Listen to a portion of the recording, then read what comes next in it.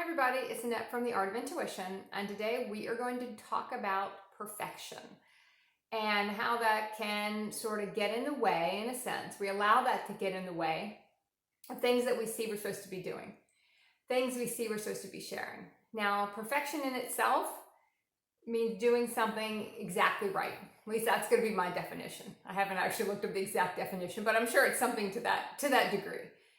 Feeling that you have to do something exactly the way you shape it as it's supposed to be done. But you're going to be shaping it in the beginning. Well, always, when you're shaping perfection, that's always going to be from your human consciousness, your ego consciousness, how it's supposed to look. And perfection is always going to be lined in judgment, because we are kind of judging it before we even put it out there. We're judging it before we let someone else see it. We don't want to do it because it's not exactly right. And in the beginning, we all get kind of stuck in this a little bit. And there'll be certain parts you'll kind of clear the programming in one aspect of your life, and then you might see it kind of pop up somewhere else, whether it be what your hair looks like, what your face looks like, what your body looks like, or what your work looks like, as far as content you're putting out, what it's supposed to be. If it's not exactly perfect, did I say it exactly right? What more can I do? I want it to be perfect. Anytime you get into what you want it to be, we're in kind of that perfection loop of it has to be a certain way, because our human is always going to say it has to be a certain way. It's not good enough yet. You have to wait till it's good enough. And then a lot of people get stuck in this. Like I said, I got stuck in this too, where it has to be a certain way. And that will keep you in a loop for a long time, until you sort of realize it doesn't have to be any certain way at all. Because in truth, nobody really cares what you're doing, and nobody really cares what it is. In a sense, that's true as far as judgment goes. No one really cares as far as the aspect of judging it on what you're doing. We judge it before we allow someone else to see it. And when people speak judgment back to us, it's because we hold judgment over whatever it is that we're trying to put out into the world. So look at where you're trying to delay doing something, because perfection is always going to also be kind of laced in delay. I'll be able to do it perfect when I'm at this stage, or I'll be able to do it perfect when I'm at that stage, not understanding that the act of doing it is what is going to get you to where you're going to transcend, in a sense, that whole perfection loop, where you're not going to worry about if it's perfect or not. You're not going to really care if it's perfect or not. It's kind of perfect in a sense when it's not perfect, because there's an authenticity to that. There's an authenticity to when it doesn't look exactly the way you thought it was going to look. And there's a kind of a different things about consciousness when you're in different parts of the journey where you see how things are supposed to be, right? Or you feel like it should look this way. And that's always our human is trying to shape it, right? Because that's what we have to go on in the beginning. We have to go on what our human believes it's going to be, because that's the only thing we have, in a sense. That's what our DNA is driving us to do. That's what our human brain's going to drive us to think. It's going to look like this. No, it's going to look like that. No, it's going to be better than that. No, it's going to look like this. And when it starts to not look like that, that's when all the doubt and judgment comes in, and that whole perfection thing that, we just must not be ready to do it yet. Look at the story you have around why you're not doing something. And I'll almost guarantee there's a perfection in there somewhere that you want to wait till you're ready, in a sense. And we're never actually ready till we kind of start doing it. Doing stuff for me was the only way I could sort of break through worrying about actually what it looked like. Not really caring what someone else thought about it, in a sense, because when you're in that mode, you've kind of transcended it in yourself, and you'll be surprised how no one really has an opinion on what you're doing, and it doesn't really matter to them what you're doing or how you did it.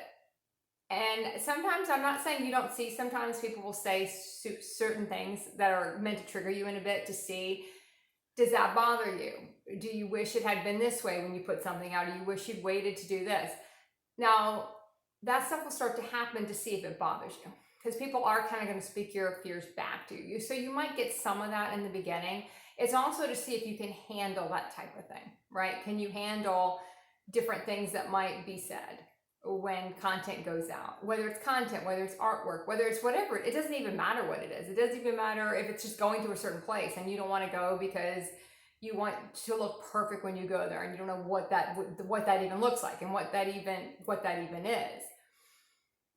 Because in a sense, it is a goal you're never going to attain in a sense, because nothing is ever going to be that. There's always going to be something as you increase your consciousness that you will see more of, you're going to understand more of. So everything you do, in a sense, is always going to be from a place that's not as conscious as the place you're going to be in the next minute. You're always going to be going up. Now, how fast you go, that's kind of up to you. How quickly you're going to ascend through consciousness in different stages of it. That is in a sense up to us. So there are certain time frames that we really, because of the immense body processes that have to take place, there are certain things that we really can't kind of get around on how long some of these things will take. It's not instantaneous. But look at really where you're kind of caught in that perfection loop where it has to be a certain way. And I see it over and over and over again, people thinking they really have nothing they can contribute to the world. We'll keep it broad for now. But that's one thing I'll hear a lot of people say, well, I don't really have anything to contribute. I don't really have anything to put out there. It's like everyone has something to put out there. You just don't think you're not valuing what you have, right? We'll tend to devalue what we have because we want it to look a certain way. We want it to sound a certain way. We want it to be a certain way. And especially when you're doing any type of consciousness content, let's put it like that, it's not going to look the way you thought it was going to look. It's not going to kind of be the way you thought it's going to be, but you're going to start to see that everything you say, everything you did, you were supposed to do it that way. So in a sense, it's always going to be exactly how it's supposed to be in that moment. We just put the rest of the story on it that it wasn't good enough. We like to put the rest of the judgment on it. We try to judge it also from human consciousness results, right? If I do this and I didn't get this exact result, then it was a failure.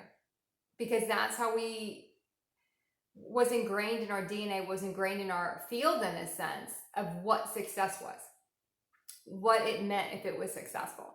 You can look at a lot of things that someone would deem as successful in a human consciousness, but is it perfect? Of course it's not perfect. But in certain stages of consciousness, it is successful. So we have to kind of start to separate out what we're trying to get out of something in a sense. And actually even having an agenda to anything. If you have an agenda of why you're putting out anything, what you're trying to do, that in a sense taints it to where it's not going to be perfect in a sense. It's not going to be pure. So look at switching out your words. Switch out perfection. Try the word pure. Is it pure? Is what I'm putting out pure in a sense? It is the highest consciousness thing I can say. Am I doing this in the highest consciousness way? No matter what it is. It might just be going to the store and smiling at people for the day, and that's what you thought you were supposed to do. But you're going to judge that. Oh, I didn't do that right, or I didn't talk to that person, or I did this wrong, or I should have done it this way, or I didn't talk to that person and I should have, or I didn't set with this person, I should have.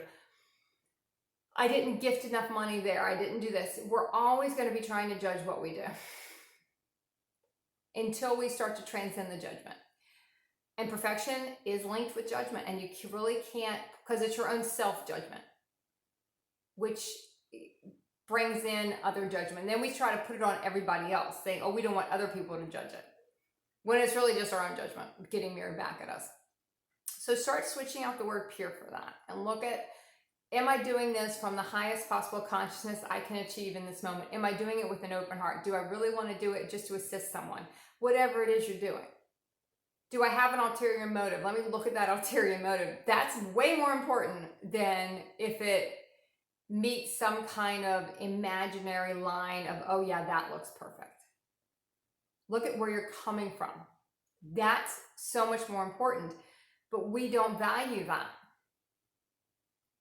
in our human consciousness. We value all the other things that aren't important. So start switching out your words. Look where you're caught up in that perfection loop where you don't feel like you have anything to contribute to the world in a sense. And it doesn't matter, once again, what it is you want to contribute. That is not really the point. The point is, let's not judge it before we put it out there. Let's give other people a chance. Sometimes one thing I did in the very beginning, I would put out stuff I did not like at all. And I did it for a long time just to get over what I thought of it. So it would, if I screwed up the wording, or in a sense, you really can't screw up the wording, but if I didn't say something I was supposed to say, or if, oh, I don't like the way my hair looked there, oh, that looks off, or the camera was weird, or whatever it was, because some of it you're kind of trying to figure out what you like and how to do certain things. So I would just put it out anyway. And sometimes the things I really didn't like, I would put out anyway, and those are the ones that people like the most, which is always funny to me. Because I was like, whatever, I don't even know what I said. And half the things I do, I can't remember what I said. I'll look at a lot of videos I did, even ones I did a few weeks ago. I couldn't tell you one thing I said in any of them. Like, I have no memory of it. It's kind of like you do it and you move on. You do it and you move on. So look at what you're holding back from doing because you have this program going, like it's not ready yet. That's always coming from your ego. Now, there is going to be parts of the process where you might feel the timing is not right for something. But that, to me, you don't have a story about the content. You might have more of a story about, let me rephrase that. You don't have a story about the content on that. That's just, it doesn't feel like, you might actually already have it done, but it's just not ready to be put out there yet because the collectives aren't ready for it. So there is a little slight difference there. But if you're playing in anything about something going on with you and what you're trying to put out, whether it be music, I know a lot of people who do music and they don't kind of want to put it out there. And then they get upset when people don't know their music, but they don't put it out for anyone to hear it. So look at what you're not putting out for anyone to see. Someone is waiting for that. Someone is waiting to be inspired by that, waiting to be enlightened by something, you might say, or you might do. Someone out there, I promise you, is waiting for you. Guarantee you that. So stop trying to be perfect and keep practicing the art of intuition.